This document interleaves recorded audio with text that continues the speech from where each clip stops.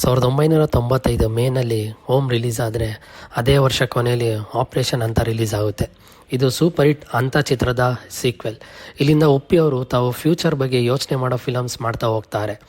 ಈ ಚಿತ್ರದಲ್ಲಿ ದೇಶದ ಭ್ರಷ್ಟಾಚಾರ, ನಮ್ಮ ಸಿಸ್ಟಮ್ ಎಷ್ಟು ಕೆಟ್ಟದಾಗಿ ಇದೆ ಅಂತ ವೈಲೆನ್ಸ್ ರೂಪದಲ್ಲಿ ತೋರಿಸ್ತಾರೆ.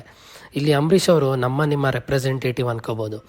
ಆಗ್ತಿರೋ ತಪ್ಪನ್ನು ಹೇಗೆ ನಾವು ತಡಿಬೇಕು ಮತ್ತು ಆ ತಪ್ಪು ಮಾಡಿದವ್ರಿಗೆ ಹಿಂಗೆ ಶಿಕ್ಷೆ ಆಗಬೇಕು ಅಂತ ನಾವು ಹೇಗೆ ಅನ್ಕೋತೀವಿ ಅದನ್ನೇ ಉಪ್ಪಿಯವರು ತೋರಿಸವ್ರೆ.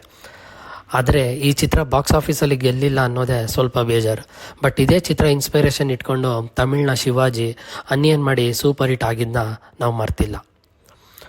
ಓಂ ನಂತರ ಉಪ್ಪಿಯವರು ಮತ್ತೆ ರಾಜ್ಕುಮಾರ್ ಬ್ಯಾನರ್ಗೆ ಒಂದು ಚಿತ್ರ ಮಾಡ್ತಾರೆ. ಅದು 1998ರಲ್ಲಿ. ಈ ಸಲ ಆ ಚಿತ್ರದ ಹೀರೋ ರಾಘವೇಂದ್ರ ರಾಜ್ಕುಮಾರ್. ಚಿತ್ರದ ಹೆಸರು ಸ್ವಸ್ತಿಕ್. ಇದು ಟೆರರಿಸಂ ಬ್ಯಾಕ್ಡ್ರಾಪ್ನಲ್ಲಿ ಮಾಡಿದ ಕತೆ. ಆ ಕಾಲದಲ್ಲಿ ಈ ಚಿತ್ರ ವೇ ಹೆಡ್ ಅಂತಲೇ ಹೇಳ್ಬೋದು. ಒಬ್ಬನೇ ಇಬ್ಬರಾಗಿ ನಟಿಸಿ ಜನಕ್ಕೆ ಕನ್ಫ್ಯೂಸ್ ಆಗಿ ತೋರಿಸಿರೋ ರೀತಿ ಸೂಪರ್. ಇಲ್ಲಿ ಉಪ್ಪಿಯವರು ಸ್ಕ್ರೀನ್ ಪ್ಲೇಲಿ ಸಖತ್ತಾಗಿ ಆಟ ಆಡಿದ್ದಾರೆ. ಜೊತೆಗೆ ರಾಘಣ್ಣ ಅವರ ಆ್ಯಕ್ಟಿಂಗ್, ಮ್ಯಾನರಿಸಮ್ ಅಲ್ಟಿಮೇಟ್. ಈ ಚಿತ್ರದ ಸಾಂಗ್ಸ್ ಇನ್ನೊಂದು ಪ್ಲಸ್ ಪಾಯಿಂಟ್ ಅಂತಲೇ ಹೇಳ್ಬೋದು. ಎಲ್ಲ ಹಾಡುಗಳು ಸೂಪರ್ ಹಿಟ್. ಅಗೇನ್ ಈ ಚಿತ್ರದ ಸ್ವಲ್ಪ ವೇ ಹೆಡ್ ಮತ್ತು ಜನಕ್ಕೆ ಟೆರರಿಸಮ್ ಅಂದರೆ ಏನು ಅಂತ ಇವಾಗ ಗೊತ್ತಿದೆ. ಬಟ್ ಆ ಕಾಲದಲ್ಲಿ ಅಷ್ಟಾಗಿ ಗೊತ್ತಿಲ್ಲ ಇರೋದ್ರಿಂದ ಈ ಚಿತ್ರ ಅಂದ್ಕೊಂಡಷ್ಟು ಸಕ್ಸಸ್ ಸಿಗದೆ KFIನ ಅಂಡರ್ ರೇಟೆಡ್ ಮೂವಿಯಾಗಿ ಉಳ್ಕೋತು ಅನ್ನೋದು ಬೇಸರದ ಸಂಗತಿ. ಇದು ಫಸ್ಟ್ ಟೈಮ್ ಉಪ್ಪಿಯವರು ಆ್ಯಕ್ಟಿಂಗ್ ಆ್ಯಂಡ್ ಡೈರೆಕ್ಷನ್ ಮಾಡಿದ ಚಿತ್ರ. ಇದರಲ್ಲಿ ಸಿನಿಮಾಗೆ ಅಂತಾನೆ ಇದ್ದ ಒಂದು ರೆಗ್ಯುಲರ್ ಟೆಂಪ್ಲೇಟ್ನ ಉಪ್ಪಿಯವರು ಬ್ರೇಕ್ ಮಾಡಿದ್ರು.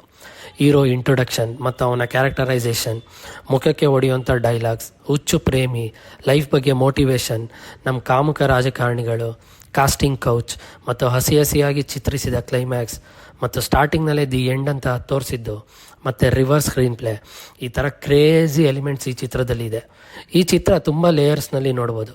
ಒಬ್ಬೊಬ್ಬರು ಪರ್ಸ್ಪೆಕ್ಟಿವ್ಗೆ ಒಂದೊಂದು ರೀತಿ ಅರ್ಥ ಆಗ್ಬೋದು. ಫಾರ್ ಎಕ್ಸಾಂಪಲ್, ಹೀರೋಯಿನ್ ಆ್ಯಂಗಲಿಂದ ನೋಡಿದ್ರೆ ತನ್ನ ಬಡತನ ಹೇಗೆ ರಾಜಕಾರಣಿಗಳು ದುರುಪಯೋಗ ಪಡಿಸ್ಕೊಂಡು ಕಾಮದ ಕೂಪಕ್ಕೆ ಸಿಲುಕಿದ್ಲು. ಹೀರೋ ಆ್ಯಂಗಲಿಂದ ನೋಡಿದ್ರೆ ನನಗೆ ಅನ್ಯಾಯ ಮಾಡಿ ದುಡ್ಡಿನ ಹಿಂದೆ ಹೋದ್ಲು ಅಂತ ಹೀರೋ ಅಂದ್ಕೊಳ್ಳೋದು. ಅಥವಾ ತನ್ನ ಜೀವನ ಹಾಳಾದರೂ ಪರವಾಗಿಲ್ಲ, ನನ್ನ ಪ್ರೇಮಿ ನನಗೆ ಆಗ್ತಿರೋ ಅನ್ಯಾಯನ ಫಿಲಮ್ ಶೂಟ್ ಮಾಡಿ ತಾನು ದೊಡ್ಡ ಡೈರೆಕ್ಟರ್ ಆಗಬೇಕು ಅಂತ ಇಂಡೈರೆಕ್ಟಾಗಿ ಹೀರೋಯಿನ್ ಹೆಲ್ಪ್ ಮಾಡೋದು. ಸೊ ಈ ರೀತಿ ಒಬ್ಬೊಬ್ಬರಿಗೆ ಈ ಚಿತ್ರ ವಿಶೇಷವಾಗಿ ಕಾಣಿಸುತ್ತೆ. ನಿಮಗೆ ಏನನ್ಸುತ್ತೆ ಅನ್ನೋದು ಕೆಳಗಡೆ ಕಮೆಂಟ್ ಬಾಕ್ಸಲ್ಲಿ ತಿಳಿಸಿ. ಈ ಚಿತ್ರದಿಂದ ಗುರುಕಿರಣ್ ಅನ್ನೋ ಅಗಾಧ ಪ್ರತಿಭೆ ನಮ್ಮ KFIಗೆ ಸಿಗ್ತಾರೆ. ಒಟ್ಟಾರೆ ಚಿತ್ರ ಅನ್ನೋದು ಉಪೇಂದ್ರ ನಿರ್ದೇಶನದ ಒಂದು ಕಲ್ಟ್ ಸಿನಿಮಾ.